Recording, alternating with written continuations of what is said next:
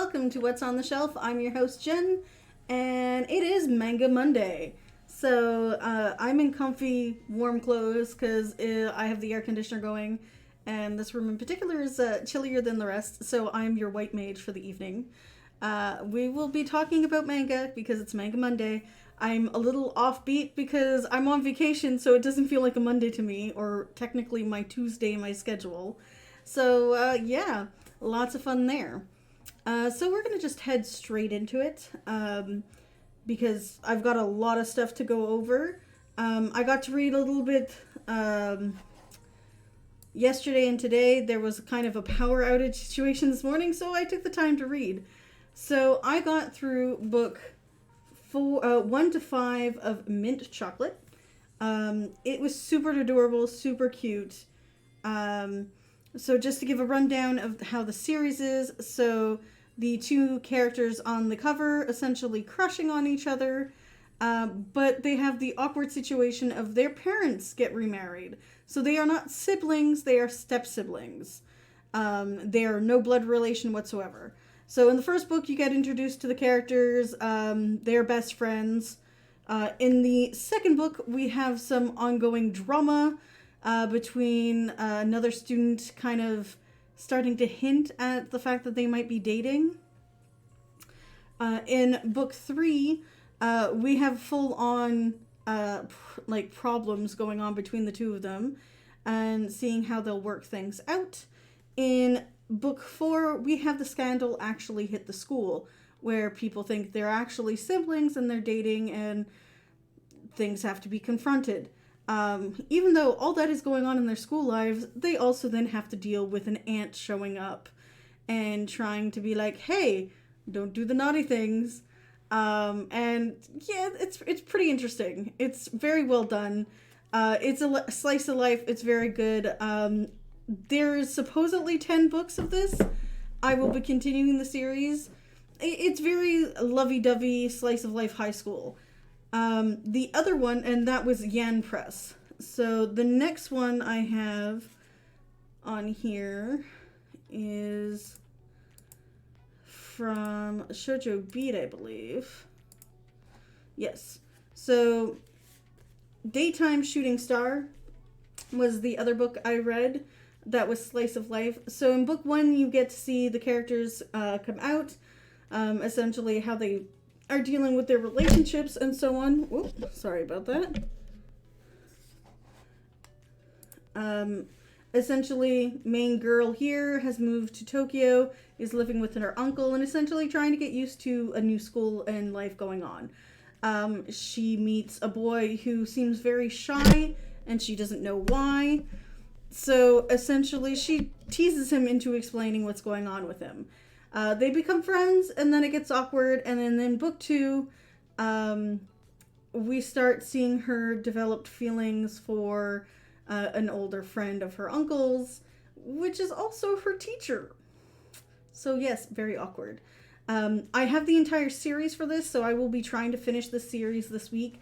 It is a total of 12 books long, and then I will be trying to go into, I think it was Idle Dream was the other one that I have completed, and that's 7 books long.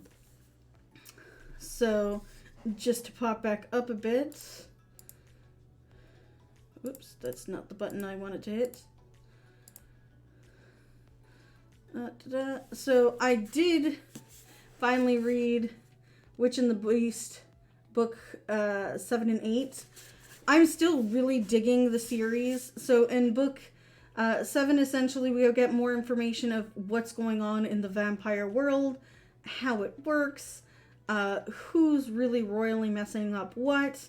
And then in book 8, oops, I didn't realize that still had the price tag in it. We get the conclusion of the arc. And it's a pretty big arc. It takes, I think it's 4 books long for the arc in the vampire world.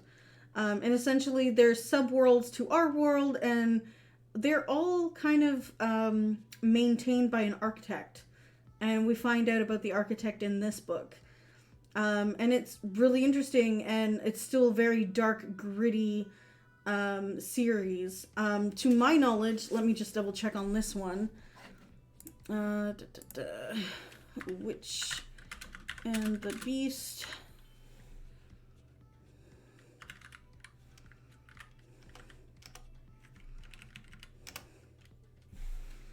I think Witch and the Beast goes up to, I think, 10 as well. Let me give it a quick check. Yes, it currently goes up to book 10. I do not know if that will fit. I thought it finished at 8, and I was so excited to see what was going to happen. But by the end of book 8, she's still looking for the witch that cursed her. We do find out that the body she's in is also a witch. So while they're trancing around in the world of vampires, her blood is very desirable to the vampire race.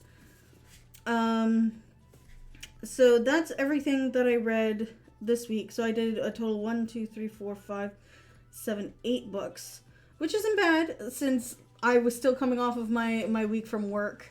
But I'm hoping to finish more later this week now that the library looks more like a library.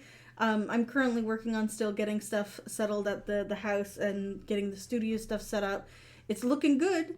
And I'm hoping that by the end of the week we could do some photos and do some shooting in the basement in the studio. So we'll definitely take a look at that. So to go over what I'm planning on reading for this coming week, let's just pop back up to Yan Press. Was Yan Press there? Yes, it was. Sorry, I had them in some kind of strategic order.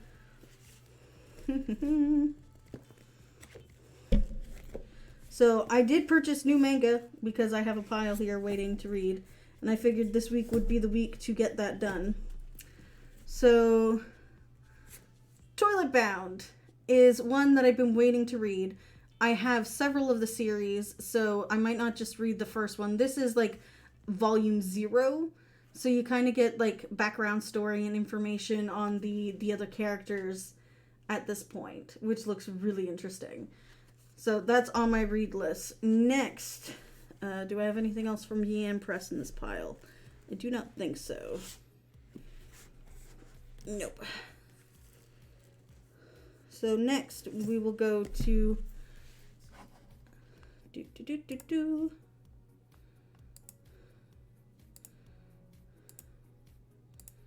Seven Seas. So I have book 2 of The Case of Julia Richards, which is something I can't wait to read because the first one was really interesting. I also have, let me just fix that. Bite Maker 4. This is a more risque book. It is adult content warning. The first couple of books, I was like, meh. The last one started getting interesting, so I'm trying to see if there's more to the series than just, I'm an alpha, you're an omega, blah, blah, blah. One book I've been waiting for it to come out for months at this point is The Kingdom of Ruins, book 4. Book 1 through 3, I devoured. If you are looking for something that is action-packed and has a really good story behind it, highly recommend getting this. I will follow up with how book 4 ends. I'm not sure how many there is in this series, but it's definitely on my ongoing reading list. Our Teachers Are Dating. Book 4 came out.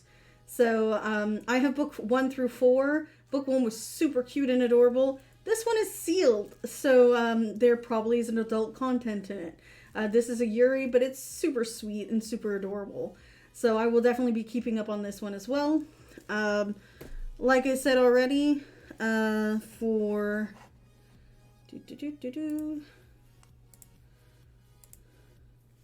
Sojo Beat, I have the rest of shooting, Daytime Shooting Star that I will be reading.